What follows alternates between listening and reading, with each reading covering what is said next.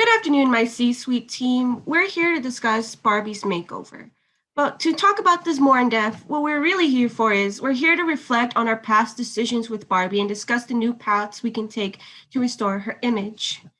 Now, to start off, unfortunately, Barbie has become a symbol of limitation rather than inspiration. In 1959, her original mission was to inspire girls and dream of their future possibilities, but unfortunately, we lost this message along the way.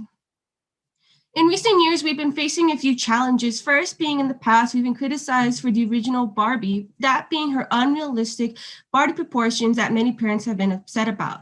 As I will explain later on, her body has had many negative effects on a girl's expectations of herself and in turn lowers her self esteem.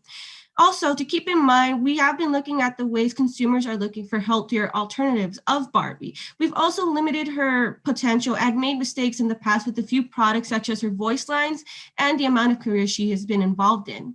This being that parents want a more realistic doll and a healthier version of a role model that girls can look into. We've had a revenue decline in the past 3 years, and competitors such as Lameli will soon take over because they offer what Barbie lacks, that being a more realistic body and potentially turn that into a better role model. As I said earlier, I've looked into a study called Body Image. Although Barbie is an all around influential figure, she still has these negative effects on a girl's body. This being that those girls who've played with Barbies have higher body dissatisfaction than those who played with fuller figures. This too adds on to the challenges we face, and of course, we have tried to address them as best as possible. Now, in 2014, we tried to do something different with Barbie, and we made the fashionista line. Although there were a bit of positive reactions, unfortunately, Barbie's image of the negativity has affected consumers, and it is not very easy to shift off. We've had better reaction in our regards to our Barbie Machino line. I also want to point out that we should consider expanding on this idea of boys playing with toys. Lastly, we began to have on the right path when we saw Barbie go through our Imagining the Possibilities video as they received positive reviews and created a conversation that girls should be whatever they want to be in the future. Following from that, I want to move into our own future with these three recommendations that we should consider. To start off, parents have always associated Barbie with the unrealistic body image, limitation in career, and all these other negative associations.